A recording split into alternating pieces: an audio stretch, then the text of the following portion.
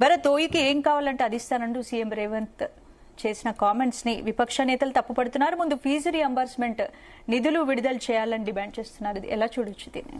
అంటే ఉస్మానియా యూనివర్సిటీలో ఇప్పుడు ఏ ముఖ్యమంత్రి లేకపోతే ఏ ముఖ్య నేత అడుగుపెట్టినా ప్రతిఘటన ఎదుర్కొనే పరిస్థితి మనకు కనబడుతుంది. ఇది ఫస్ట్ టైం కాదు. కేసీఆర్ గతంలో ఉస్మానియా యూనివర్సిటీ అడుగు పెడతా ఎలక్షన్ ప్రచారంలో ఒక సందర్భంలో ఆయన రిటైర్మెంట్ ఏజ్ పెంచుతా అంటే హెలికాప్టర్ ఇక్కడ తార్నాకలో దిగాల్సి ఉండే, తార్నాకలో హెలిప్యాడ్ దగ్గర ఉస్మానియా క్యాంపస్లో హెలిప్యాడ్లో దిగాల్సి ఉండే. అప్పుడు విద్యార్థులు నిరసన వ్యక్తం చేశారు. ఉస్మానియా శతాబ్ది ఉత్సవాల సందర్భంగా కేసీఆర్ గో బ్యాక్ అన్నారు. ఇప్పుడు రేవంత్ రెడ్డి రాగానే బీఆర్ఎస్వి కానీ ఇతర వాళ్ళు ఇవాళ పొద్దు నుంచి నిరసనలు వ్యక్తం చేశారు. సో దాన్ని కౌంటర్ చేసేందుకు సీఎం రేవంత్ రెడ్డి వాళ్ళు ఒక బంపర్ ప్రకటన చేశారు. ఏంటంటే ఉస్మానియా యూనివర్సిటీ నిర్లక్ష్యానికి గురైంది, తెలంగాణకు పర్యాయ పదం ఉస్మానియా యూనివర్సిటీ. ఏదో 5 కోట్లు 10 కోట్లు అడుగుదామని వాళ్ళు సిద్ధంగా ఉన్నారు. వీసీ కానీ మంత్రి కానీ నేను 1000 కోట్లు అనౌన్స్ చేస్తా, 1000 కోట్లు ఒక్క ఉస్మానియా యూనివర్సిటీకి ఇస్తా, 42,000 కోట్లు ఖర్చు పెడుతున్నా. సో మీరు ప్రపోజల్ తీసుకురండి, 1000 కోట్ల రూపాయలు ఉస్మానియా యూనివర్సిటీ ఖర్చు పెట్టని సిద్ధం. ఎడ్యుకేషన్ మీద 42,000 కోట్లు ఖర్చు పెడుతున్నప్పుడు ఉస్మానియా యూనివర్సిటీని హార్వర్డ్ యూనివర్సిటీ తరహాలో తీర్చిదిద్దేందుకోసం 42,000 కోట్లు బడ్జెట్ మన విద్య మీద ఖర్చు పెడుతున్నప్పుడు దానిలో 1000 కోట్లు ఉస్మానియా యూనివర్సిటీకి ఇస్తే తప్పింది. నెక్స్ట్ టైం ఈ పోలీసులు ఎవరు ధర్నా చేస్తారో చేసుకోండి, ఈ ఠాగూర్ ఆడిటోరియం కాదు, నెక్స్ట్ టైం ఆర్ట్స్ కాలేజ్ ముందే సభ పెడతా అని చెప్పారు కదా. ఓయూకి మరోసారి వస్తాను, అప్పుడు విద్యార్థులపై ఆంక్షలు పెట్టద్దని చెప్పారు. 1000 కోట్లు ఇస్తాను, అలాగా ప్రపోజల్ తీసుకురండి, యాక్సెప్ట్ చేసే నేను వస్తా ఉస్మానియా యూనివర్సిటీకి అని చెప్పారు. సో నిజానికి ఉస్మానియా యూనివర్సిటీ నిర్లక్ష్యానికి గురైంది. ఏమంటారు, సమైక్యాంధ్ర పాలనలో నిర్లక్ష్యానికి గురైంది. అంటే 100 సంవత్సరాల ఓల్డ్ యూనివర్సిటీ, 108 సంవత్సరాల ఓల్డ్ యూనివర్సిటీ. దీనిలో తెలంగాణ వచ్చిన తర్వాత కూడా నిర్లక్ష్యానికి గురైంది. దానికి కారణం ఏంటంటే కేసీఆర్కు కోపం తెప్పించేలా అప్పుడు విద్యార్థి నేతలు వివరించారు. ఆయన శతాబ్ది ఉత్సవాలకు వస్తే గనక గోబ్యాక్ అన్నారు. తెలుసు కదా కేసీఆర్కు మొండి పట్టుదల, నన్ను గోబ్యాక్ అంటారా, వీళ్ళ సంగతి చెప్తాను. అక్కడ పోస్టులో ఫిలప్ చేయకుండా Osmania university vice chancellor fill up చేయకుండా ఆయన చేశారు. ఆయన ఉద్దేశం ఏంటంటే ఒక విధంగా చెప్పాలంటే ఉస్మానియా తెలంగాణ మీద పోరాటం చేసింది కరెక్ట్, ఇప్పుడు తెలంగాణ వచ్చింది కదా, వీళ్ళు చదువులు చదువుకోకుండా మా మీద ఉద్యమం ఏందని కేసీఆర్ ఒక విధంగా జిద్దుకు తీసుకున్నారు. అది అంగీకరించారు కానీ జిద్దు నన్నే గోబ్యాక్ అంటారా ఉస్మానియా యూనివర్సిటీ నుంచి, సరే వీళ్ళ సంగతి చెప్తాం అసలు వీళ్ళు అని చెప్పి దాన్ని పట్టించుకోలేదు.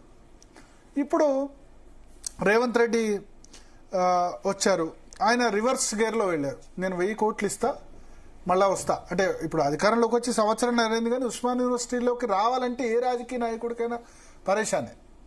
అయితే నేను ఒకటి చెప్తా, విద్యార్థులు రకరకాల, ఎందుకంటే ఏ పార్టీకో అనుబంధ సంఘం అయిపోయింది. పార్టీకే కాదు, చాలా ఎన్ని విద్యార్థి సంఘాలు ఉన్నాయో లెక్కలేదు. ఏబీవీపీ ఎప్పటికీ ఉంటుంది, ఎస్ఎఫ్ఐ, పీడీఎస్యు, టీఆర్ఎస్వి, ప్రతి రాజకీయ పార్టీకో అనుబంధ సంఘం ఉంది. రాజకీయ పార్టీ అనుబంధ సంఘాలు లేవు. ఓయూ జేఏసీల పేరిట చాలా మంది ఓయూ జేఏసీల పేరు మీద ఒక 10 మంది ఓయూ జేఏసీలు నడుపుతున్నారు. సో ఏదేమైనా అల్టిమేట్గా ఏంటంటే అక్కడ రేవంత్ రెడ్డి 1000 కోట్లు ఇస్తామనడం మాత్రం దాన్ని హర్షించాలి. ఒక ఉస్మానియా యూనివర్సిటీ అలుమ్ని విద్యార్థిగా, నేను ఉస్మానియా యూనివర్సిటీలోనే జర్నలిజం చదువుకున్నా, నిర్లక్ష్యానికి గురైంది యూనివర్సిటీ. దాన్ని 1000 కోట్లు ఇస్తా అని చెప్పారు. చెప్పడం కాకుండా దాన్ని చేతల్లో చూపెడితే కనుక డెఫినెట్గా, అంటే ప్రతి రాష్ట్రానికి ఒక తలమానికంగా యూనివర్సిటీ ఉంటుంది కదా. ఏది మన రాష్ట్రంలో తలమానికంగా ఉన్న ప్రభుత్వ యూనివర్సిటీ ఏది? ఉస్మానియా యూనివర్సిటీ గతంలో చెప్పుకునే వాళ్ళం. లేదు, దానిలో 30% కూడా ఫ్యాకల్టీ ఫిలప్ కావట్లేదు, 30% ఫ్యాకల్టీ కూడా లేరు. చదువుకునేదంతా కూడా ఇప్పుడు ఆర్ట్స్ కాలేజ్ కోర్సులంతా కూడా ఫుడ్ కోర్సులు అయిపోయిన పరిస్థితి.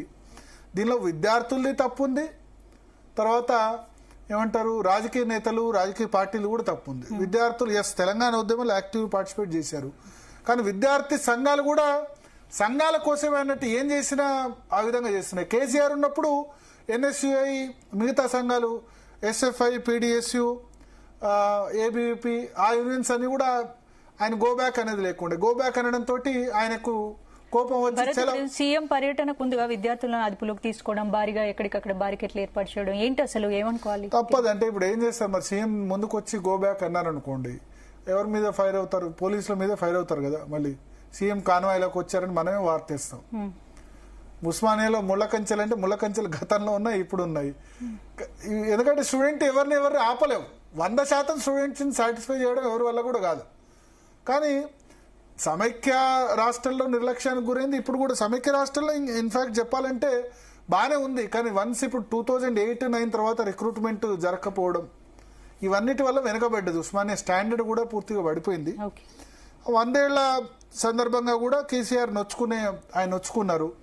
దాంతో ఆయన పోనీ నాకెందుకు అని వదిలేశారు.